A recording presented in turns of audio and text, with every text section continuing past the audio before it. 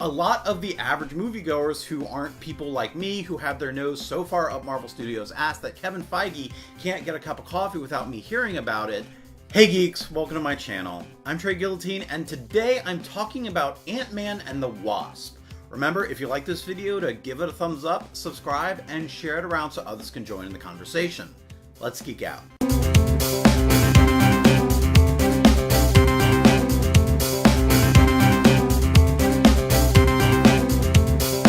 So I went and saw Ant-Man and the Wasp this weekend. And before I get into the review, there is something I do want to talk about, a little bit about Ant-Man and the Wasp, because going into the film, probably the last 2 weeks before the movie was even released, there were so many spoilers on the internet that I really had to tiptoe around these landmine spoilers for Ant-Man and the Wasp. And these spoilers weren't coming from fans who saw early releases of the film. They were coming from the official social media accounts of Ant-Man and the Wasp, of Marvel Studios, of Disney, of IGN, of Nerdist, all of these major pop culture journalist sites, and the actual and from the movie production social media accounts themselves. All of these spoilers are coming from exploring the different aspects of the quantum realm, talking about all these details about the characters that we're going to meet, talking about all the events, showing clip after clip after clip. Like, I'm pretty sure if we took all of the clips and all of the trailers that we saw before the movie, in just this 2 week span before the movie, we could probably just put the movie together ourselves without actually ever seeing it. I don't know for sure why they decided to do this. Like, I'm not just talking about like they just showed new trailers or new TV spots. Like, they were going in depth on spoilers for the movie before the movie had even been released. I do have a theory on why they're doing this, and I have a feeling because with Avengers Infinity War that they wanted to keep so many of the details close to the chest. They didn't want any spoilers to get out about Avengers Infinity War. And because of that, a lot of the average moviegoers who aren't people like me who have their nose so far up Marvel Studios' ass that Kevin Feige can't get a cup of coffee without me hearing about it, the average moviegoer who doesn't know all of the details and all of the production notes going into the movie of Avengers Infinity War, they were shocked, and not in the best way, at how dark of an outcome Avengers Infinity War was, and that kind of left a lot of moviegoers not necessarily disappointed, just not in the best place. Like because of that, a lot of people didn't like the movie. So I kind of have a feeling that they wanted to course correct that decision, and instead of having moviegoers go into a new movie blind, they wanted to make sure everyone going to see this movie knew what movie they were going in to see, knew the kind of movie that Ant-Man and the Wasp was going to be. Whether this was a strong decision, I don't think it was. Whether that's the real reason they were leaking, they not even leaking, just posting all these spoilers themselves, I don't know why they did it. That's my theory, that they were trying to course correct from the mystery angle of Avengers Infinity War, of what's going to happen, but I didn't think it was a very good thing. Like, I really had to tiptoe and just like quickly scroll past anytime I saw any mention of Ant-Man and the Wasp for fear of it being spoiled before I'd even seen the movie. But now that I have, I wasn't that into it. Like, unfortunately, I really wasn't that into it. Before I get to the things I didn't like about it, let's talk about a few things I did like, and talk about some of the things that were just outright lies in what we were led to believe before going into the movie. Now, whether you would consider this a spoiler or not, we were told that this movie, that Ant-Man and the Wasp, takes place right after Captain America Civil War. This is a lie. It does not take place right after Captain America Civil War. It takes place 2 years after Captain America Civil War, and almost goes right up next to the events of Avengers Infinity War. Now, it does deal with the consequences that Ant-Man Scott Lang and the rest of the Ant-Man team face after the repercussions of him going to Germany and helping Captain America in Captain America Civil War. So it does deal with the consequences of Civil War, but it does not take place right after Civil War. It takes place a full 2 years after, going up right against the events of Avengers Infinity War. So that was just an outright lie. Now, of course, we kind of, every time we get confirmations of this from Marvel Studios, we kind of have to take it with a grain of salt, because they are trying to, at least they're supposed to be hiding the big aspects of film so people don't go in and people can see what it is and be spoiled, even though they were trying to spoil a lot of it. And this was one of them. This is one of those things that they revealed ahead of time that just turned out to not be true at all. Something else that I really enjoyed was the fact that the Sokovia Accords actually did play a role in the story of Ant-Man and the Wasp. That the reason they were on the run, the reason they were running, was directly because of the Sokovia Accords and how they broke the Sokovia Accords, and now they're on the run. Why the FBI are the people who are chasing down superheroes who break the Sokovia Accords, I don't know. That should be S.H.I.E.L.D's job, but that's a topic for another video. But speaking of S.H.I.E.L.D., they do mention S.H.I.E.L.D. and Hank Pym and also Bill Foster's time dealing with S.H.I.E.L.D. when it was in its heyday, when S.H.I.E.L.D. was still around. So because of that, I feel that it does kind of keep S.H.I.E.L.D. just a little bit more relevant than it's been in other MCU films, when S.H.I.E.L.D. after Captain America Winter Soldier and Age of Ultron, S.H.I.E.L.D. is basically all but forgotten. So it is nice to get at least some mentions of S.H.I.E.L.D.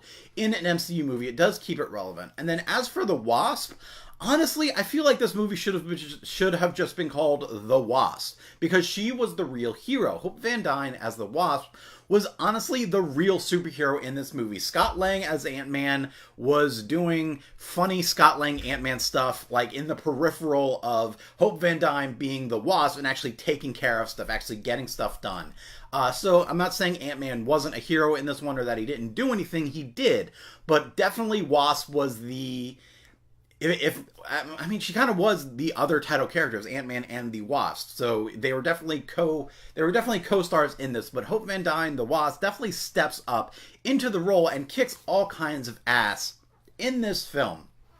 So bravo to that we got like a new, really awesome female hero that we can now get to know a little bit more of as we go into future installments of the MCU. As for the bad guys were kind of all over the place. There were, if you want to get specific, there were 3 bad guys. There was the one bad guy who is the stereotypical, I'm a crook and I'm doing this for money and power, one-dimensional villain that we've kind of gotten used to within Marvel Cinematic Universe films. And then on the opposite side of that was the character of Ghost, who I didn't like the character that much, but I do have to admit that she wasn't just a villain because she was a villain. She was a villain because she was a desperate person. Because of her condition, she was in constant pain, and a lot of things that happened in her life kind of pushed her over the edge to act as this villain, to act as someone who is tired of playing by the rules and trying to get things done so that she can survive. And then Bill Foster, who was involved with Ghost, was more of like he wasn't the villain, but he was definitely an antagonist. And he was kind of the antagonist that was trying to rein Ghost in, trying to keep Ghost from going full-on bad guy. So as much as I didn't like Ghost as a character that much, like she didn't stand out to me that much, she did have some different layers to her, which I liked. I enjoyed that. I liked that we really are starting to get some better villains, aside from the other co-villain not even co-villain, the other third-party villain, aside from Ant-Man and the Wasp, and then Bill Foster and Ghost, and then this other villain who's doing his own villain thing because he's a villain. That's literally that was the reason for his existence. That was the reason for his purpose in this movie, is that he's just the crook. So the villains, weren't bad like that. That's the biggest thing I can say about the movie. The movie wasn't bad. It wasn't a bad movie, but walking out of it, I was just really disappointed. I wasn't really into it. This movie was supposed to be the palate cleanser after Avengers Infinity War. Like, there was a reason they were putting this movie, which was kind of supposed to be this action hero / romantic comedy, underlying comedy.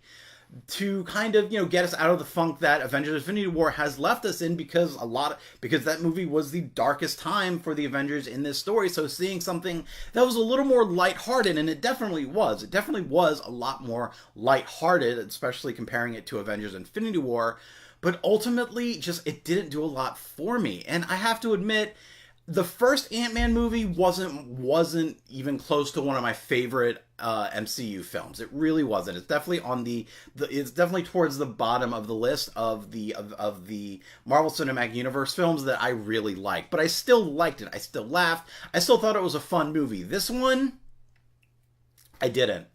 There were definitely some jokes in there that I really liked. There was definitely some things in there that I was like, okay, yeah, I thought that was really funny, but they were kind of few and far between. Like, aside from those, there was a chuckle here and there, but ultimately, I was kind of watching the movie, waiting for the movie to begin. They started the movie and there was setup, and then they kept setting up, and I was like, has the movie started yet? Has the good part, have we gotten to the good part of the movie yet? Because it didn't. And even there were definitely moments where I was like, oh, okay, this is starting to get really cool, and it was gone.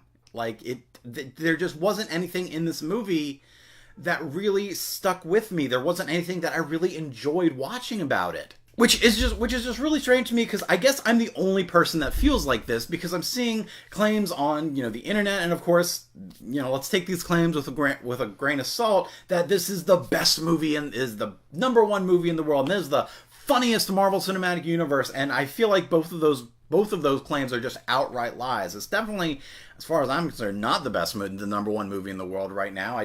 I think Incredibles 2 was a lot better than Ant-Man and the Wasp. And as for being the funniest movie, it's not even the funniest movie that Marvel has their logo to. It's not the funniest movie in the MCU. It's not even the funniest comedy in the MCU. If you want to talk about the funniest movie in the MCU, it would probably have to be Thor Ragnarok. But maybe that's because it was surprisingly funny. It was something we weren't expecting. But you can also say that it wasn't funnier than Guardians of the Galaxy Volume 1 or 2. Hell, it wasn't even funnier than some of the jokes in Spider-Man Homecoming or Captain America Civil War or Captain America Winter Soldier or any of the Iron Man movies. All of these movies in the MCU have had much funnier and better jokes and more fun than Ant-Man and the Wasp did. This movie really was just, for me, it was just a complete disappointment. Maybe it's because I was hoping that it was going to be a lot better than it was. Maybe it's because I was hoping that it was going to be that palate cleanser, that it was going to be something that really lifts our spirits after watching Avengers Infinity War, but it just wasn't. So maybe I was in a bad mood when I saw this movie. I don't know. When I got into the movie, I was really looking forward to it, and I walked out of it just disappointed. I felt like it was just a waste of time. It definitely sets up some things that we're probably going to explore a little bit more in Avengers 4. It definitely sets up some things of seeing Ant-Man and the Wasp in future Avengers and future movies and future stories. But ultimately, this movie, just this one movie, Ant-Man and the Wasp, and even Hector Peña's character, I think some of the funniest jokes were from Louise and the rest of the ex-con friends of Scott Lang, but Hector Peña's character, Luis, I thought, for me, in the first movie, he was one of the better characters in the first Ant-Man movie, and I was really hoping to see more of that in this, and, he had a couple of really good jokes that, that kind of surrounded his character and his involvement in the story, but even then, there just wasn't a lot going on.